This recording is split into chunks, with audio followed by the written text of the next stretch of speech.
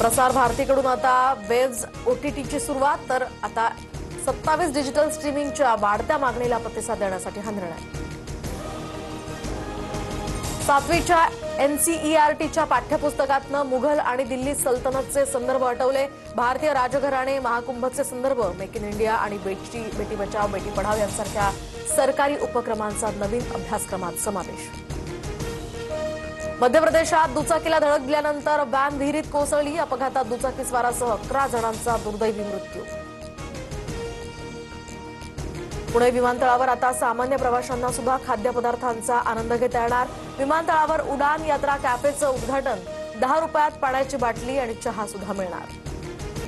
Headphones घालून वाहन चालवणाऱ्यांवर आता कारवाईची शक्यता. परिवहन मंत्र्यांच्या बैठकीत आज निर्णय होण्याची शक्यता. सांगलीच्या मिरजेत 2 गटामध्ये वाद. तलवारी काढून दहशत माजवण्याचा प्रयत्न. तरुणांना पोलिसांनी बेड्या ठोकल्या. मुंबईकरांवर पाणी कपातीचं संकट. महिन्याभरात धरणातील पाण्यामध्ये 16% घट. 14 मे पर्यंत 7ही तलावातील पाणीसाठा हा 10% येईल. जल अभियंता विभागाची माहिती.